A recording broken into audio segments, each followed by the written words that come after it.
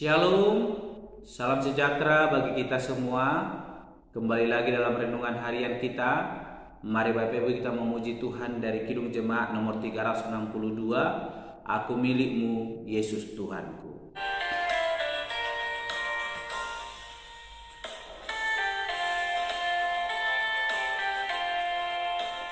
Aku milikmu, Yesus Tuhanku, ku dengar suaramu.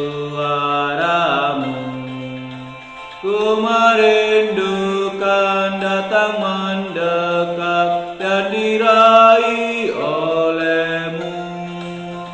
Raih daku dan dekatkanlah pada kaki salibmu. Raih daku, raih dan dekatkanlah ke sisimu Tuhanku. Amin. Mari Bapak Ibu kita membuka Alkitab kita dari kitab Yeremia pasal 40 ayat 1 sampai dengan ke-16. Satu pasal kita akan merenungkannya. Demikianlah firman Tuhan dengan perikop Yeremia tinggal pada Gedalia. Firman yang datang daripada Tuhan kepada Yeremia sesudah ia dilepaskan dari Rama oleh Nebuzaradan, kepala pasukan pengawal, yang telah menyuruh untuk mengambilnya terbelenggu pada tangannya di tengah-tengah semua orang buangan dari Yerusalem dan Yehuda yang hendak diangkut ke dalam pembuangan ke Babel. Kepala pasukan pengawal itu telah mengambil Yeremia dan berkata kepadanya, Tuhan Allahmu telah mengancam malapetaka ini atas tempat ini, dan ia telah melaksanakannya. Tuhan telah melakukan apa yang diancamkannya, oleh karena kamu telah berdosa kepada Tuhan dan tidak mendengarkan suaranya, sehingga terjadilah hal ini kepada kamu. Maka sekarang lihatlah, aku melepaskan engkau hari ini dari belenggu yang ada pada tanganmu itu. Jika engkau suka untuk ikut pergi dengan aku ke Babel, marilah, aku akan memperhatikan engkau. Tetapi jika engkau tidak suka untuk ikut pergi dengan aku ke Babel, janganlah pergi. Lihatlah, seluruh negeri ini terbuka untuk engkau. Engkau boleh pergi kemana saja engkau pandang baik dan benar. Engkau boleh kembali kepada Gedalia bin Ahikam bin Safan yang telah diangkat oleh Raja Babel atas kota-kota Yehuda, dan tinggal bersama-sama dia di tengah-tengah rakyat, atau kemana saja engkau pandang benar, pergilah ke situ. Lalu kepala pasukan pengawal itu memberikan kepadanya bekal makanan dan suatu hadiah, kemudian melepas dia pergi. Jadi pergilah Yeremia kepada Gedalia bin Ahikam di Mispa, dan dia bersama-sama dengan dia di tengah-tengah rakyat yang masih tinggal di negeri itu. Ketika semua panglima tentara yang masih berada di luar kota dengan orang-orangnya mendengar bahwa Raja Babel telah mengangkat Gedalia bin Ahikam bin Safan atas negeri itu dan bahwa kepadanya telah diserahkan pengawasan atas laki-laki, perempuan dan anak-anak, yaitu dari orang-orang lemah di negeri itu yang tidak diangkut ke dalam pembuangan ke Babel. Maka pergilah mereka kepada Gedalia di Mispa. Mereka ialah Ismail bin Netanya, Yohanan bin Karea, Seraya bin Tanhumen, anak-anak Efai orang Netofa itu, dan Yejanya, anak seorang Maaka bersama dengan anak buahnya. Lalu bersumpahlah Gedalia bin Ahikam bin Safan kepada mereka dengan anak buah mereka, janganlah kamu takluk kepada orang-orang Kasdim itu, tinggal di negeri ini dan takluklah kepada Raja Babel. Maka keadaanmu akan menjadi baik, dan aku sendiri menetap di Mispa untuk bertindak sebagai wakil di depan orang-orang Kasdim yang akan datang kepada kita. Tetapi kamu ini kumpulkanlah saja hasil anggur, buah-buahan dan minyak, kemudian simpanlah sebagai persediaan dan tinggallah di kota-kota di mana kamu hendak menetap. Juga ketika semua orang Yehuda yang ada di Moab di antara Bani Amon, di Edom dan di negeri-negeri lain mendengar bahwa Raja Babel telah memberikan tinggal sisa rakyat di Yehuda dan mengangkat Gedalia bin Ahikam bin Safan atas mereka, maka kembalilah semua orang Yehuda dari segala tempat kemana mereka telah berserak dan masuk ke tanah Yehuda ke Gedalia di Mispa. Mereka mengumpulkan hasil anggur dan buah-buahan amat sangat banyaknya. Pada suatu kali Yohanan bin Karea dan semua panglima tentara yang masih berada di luar kota datang kepada Gedalia di Mispa. Dan mereka berkata kepadanya, tahukah engkau bahwa Baalis, raja Bani Amon, telah menyuruh Ismail bin Netanya membunuh engkau? Tetapi Gedalia bin Ahikam tidak percaya kepada mereka.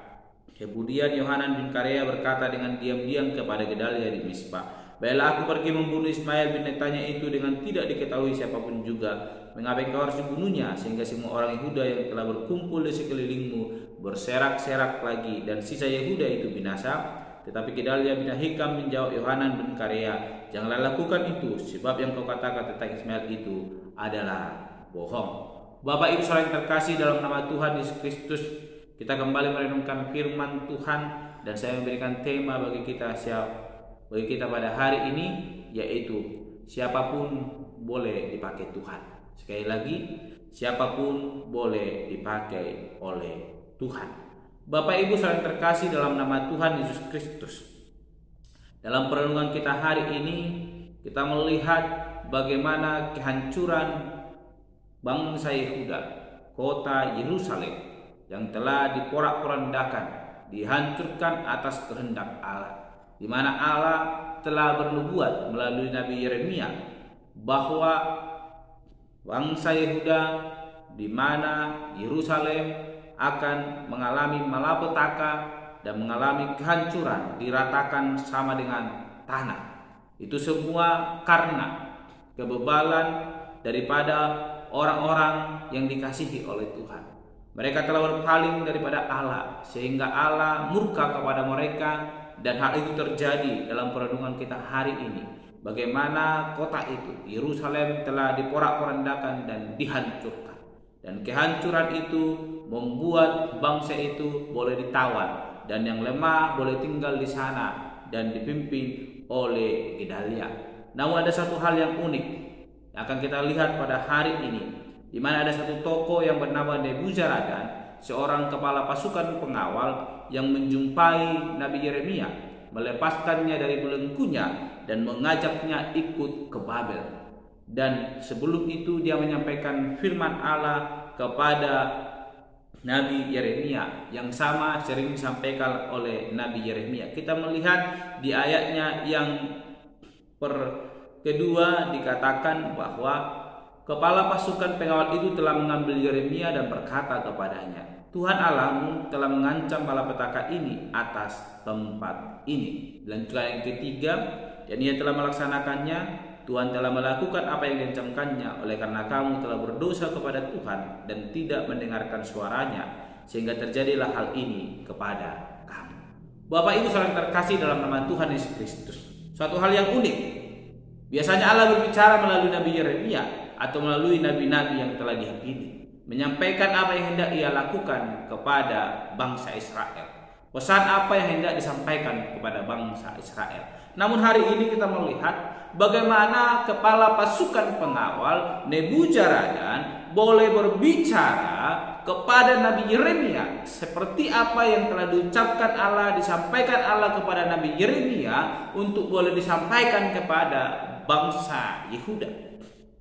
Suatu hal yang sangat perlu kita perhatikan, bahwa Nebuzaradan bukanlah orang yang mengenal Allah, namun sering disebut oleh bangsa Yehuda adalah seorang kafir karena dia tidak mengenal Allah. Namun ada firman Allah yang keluar daripada mulut Nebuzaradan. Ini mengungkapkan, membuktikan bahwa siapapun dipakai Allah untuk menyatakan kebenarannya. Bangsa itu telah mengalami kehancuran. Semua itu karena keberdosaan mereka dan ketidaktaatan mereka mendengarkan suara Allah. Sehingga dikatakan Nebuzaradan di ayat ketiga tadi, maka terjadilah hal ini kepada kamu. Hal apa? Yaitu kehancuran. Allah memporak-porandakan Yerusalem rata dengan tanah. Semua karena kebebalan, semua karena kesombongan, semua karena ketidaktaatan, semua karena merasa diri mereka hebat, dan mereka berpaling meninggalkan Allah. Oleh karena itu, Bapak Ibu saudara terkasih dalam nama Tuhan Yesus Kristus, firman Tuhan yang kita renungkan hari tidak panjang lebar. Kita mau ingatkan bahwa siapapun akan dipakai Allah untuk mengingatkan diri kita ketika kita tidak mau setia dan percaya kepada Allah. Allah telah berbicara melalui nabinya, orang yang kita hargai, orang yang kita percaya bahwa dari mulutnya keluar perkataan-perkataan Allah. Namun kita tidak mau mendengarkan itu. Dan itu yang dialami oleh Nabi Yeremia, sehingga oleh bangsa Israel, di mana Nabi Yeremia telah berbicara kepada mereka. Namun mereka tidak mau mendengar dan tidak mau setia. Sehingga malapetaka datang menghampiri mereka dan mereka mengalami kekalahan dan mereka ditawan dan menjadi budak di tanah pembuangan. Bapak Ibu saudara terkasih dalam nama Tuhan Yesus Kristus, mari kita belajar dari apa yang dialami oleh bangsa Yehuda. Allah memakai nabinya menyampaikan kebenarannya. Namun ketika nabi telah berbicara dan bangsa tidak mendengar, Allah menyatakan bahwa petaka itu dan menyakai siapapun sekalipun dia tidak mau mendengar Allah untuk boleh kembali menyatakan kebenaran itu. Jangan sampai kita orang percaya yang mengaku sebagai orang Kristen tapi tidak setia dan tidak mendengarkan suara Allah, dan kita diingatkan melalui orang yang tidak percaya kepada Allah. Kita sebagai orang percaya menjadi malu, Bapak Ibu terkasih. Namun kita sebagai orang percaya hari ini diingatkan, mari sungguh-sungguh setia, dengarkan suara Allah, maka kita akan mengalami pertolongan yang daripada Tuhan. Malapetaka itu akan jauh daripada hidup kita. Namun berkat-berkat Tuhan semakin mendekat menghampiri kehidupan kita. Oleh karena itu, pegang terus janji Allah. Setialah di hadapan Tuhan Allah.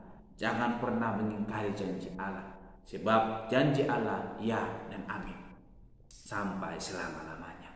Jangan pernah ragu, tetap lakukan kehendak Allah. Maka hidup kita akan terpelihara. Bukan seperti bangsa Yehuda mengalami kehancuran. Ketika kehancuran itu datang, baru mereka mengingat kepada Allah. Namun apapun yang kita alami, kita ingat Allah, maka dia akan bekerja dalam hidup kita, mendatangkan berkat di tengah kehidupan kita. Amin. Mari kita berdoa. Bapa Surgawi, kami kembali bersyukur untuk perenungan hari ini yang mengajarkan kita tetap setia di hadapan Tuhan Allah. Tuhan, mampukan kami untuk hidup setia di hadapan-Mu, sekalipun Tuhan ada banyak situasi yang boleh kami alami, sehingga hidup kami mengalami anugerah yang daripada Tuhan Allah. Terpuji Engkau Bapa, dan setelah kami berdoa dan untuk renungan pada hari ini. Haleluya. Amin. Shalom Bapak Ibu, Tuhan Yesus